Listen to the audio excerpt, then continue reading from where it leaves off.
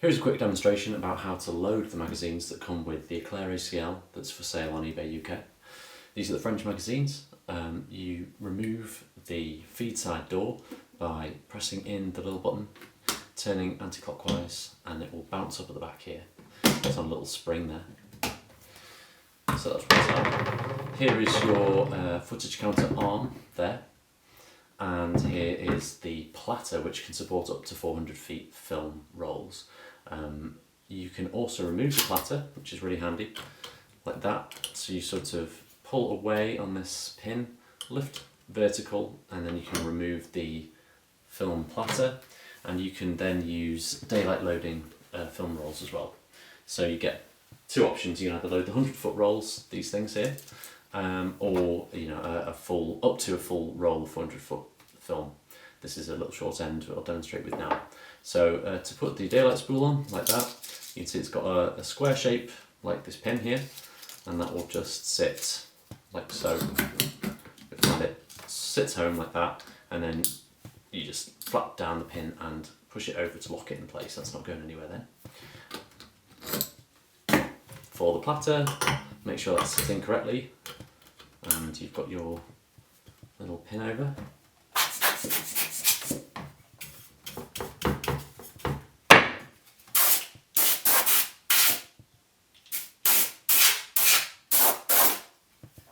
Okay, and then you take your normal roll of film, probably much bigger than this if you're using full 400-foot roll, and you just sit it onto your spindle.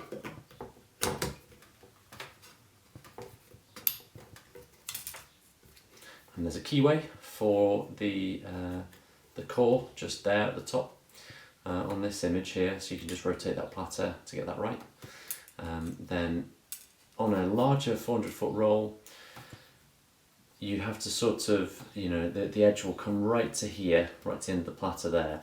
So one risk area is just to make sure you don't get the film trapped if it's, if it starts to spool off and it's kind of sticking up like that. It's easy to have a corner or something that might still just be out of the bag or something like that, out of the case, and it's easy to get squashed under the lid, so make sure that doesn't happen when you can't see what you're doing inside the bag. You just then create a loop in it here, and it'll probably be right up here by the corner if you're taking it off a 400-foot roll, and you feed it through this way, through the light trap, about 6 inches or so, like that. The handy thing about the footage counter arm is that when you put the lid on, it will release this little locking lever here, so it will do it for you, but you can always just release that and then it's set as well.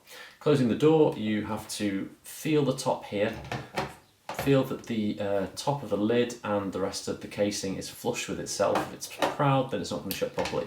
You've got to engage the two little teeth on this side here by pushing down ever so slightly here on the gap, keeping that flush, and then pushing towards the rest this direction,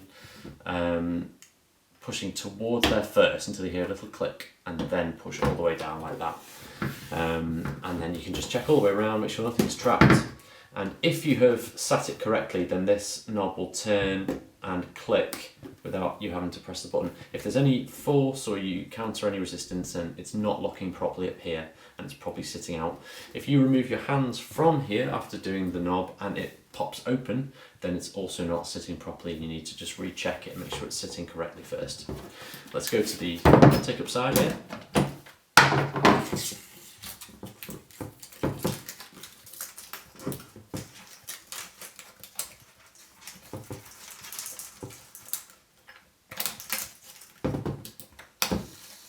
So I've just locked that into taking it around this guide roller here, around this pair of guide rollers here, make sure it's tight there to the sprocket wheel, and then these two little spring clips at the top and bottom will release the guide rollers which press the film against the center sprocket axle here. So that you can release them to feed it through, and then once you're happy with the tension here, just press down on it and it will snap lock. I'll show you with this bottom one here like that. And then this one sometimes doesn't want to spring back open, you just need to give it a bit of encouragement like that.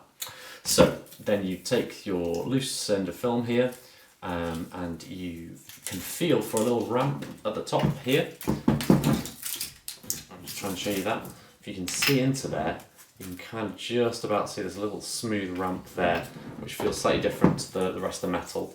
The best thing to do is just to kind of like get your thumb at the bottom here, like that, or a finger, just enough to press against that little ramp there as you push or guide the rest of the film with your thumb, and you'll see it starts to emerge there.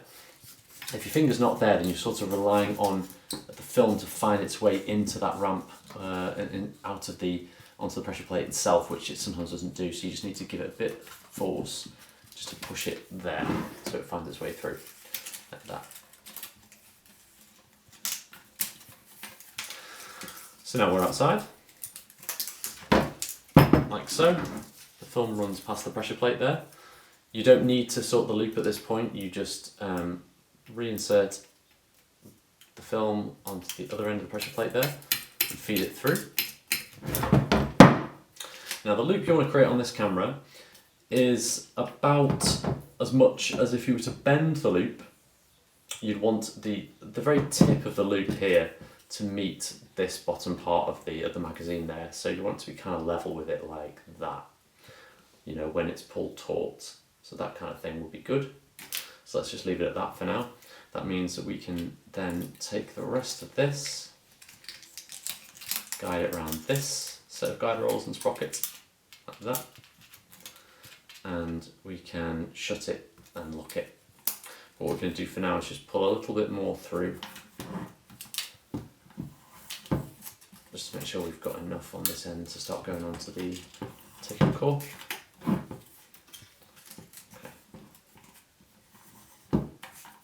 So there we go, so let's just check our loop there. Okay, and just guide that around here now. There's a handy little claw which can grab the nearest perforation for you, so you know that you've applied tension to it, it's not going to go anywhere. And then it will line up with the rest of these teeth on this sprocket wheel here as well, when you close it in place. Like that. Let's just check our loop again. That might be a little bit short, but we'll come back to that. Then you just jump onto your core, if you have a core available, that'd be really handy. Oh, what the hell are you doing with the core, you silly sausage?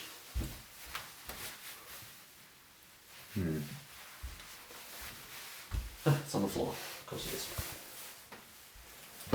So on the once we pass this sprocket set here, we can then go down past this guide roller here and start spooling up onto our core.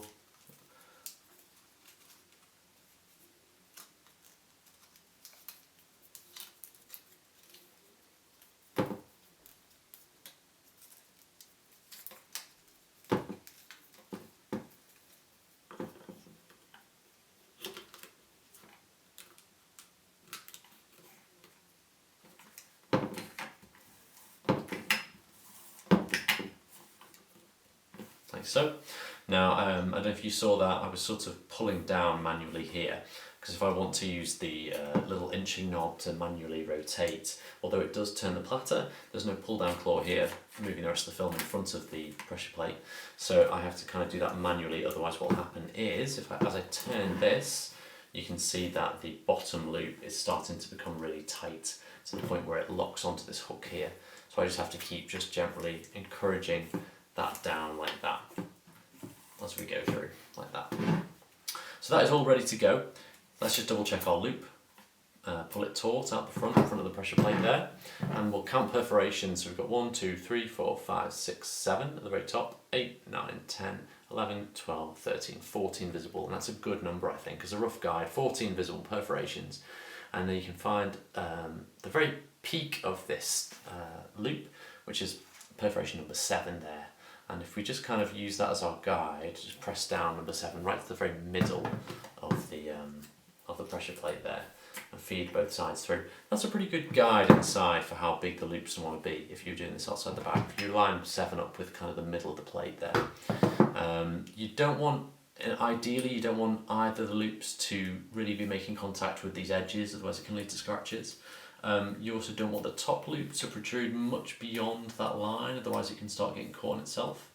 So somewhere about there is actually pretty good. Let's try that now.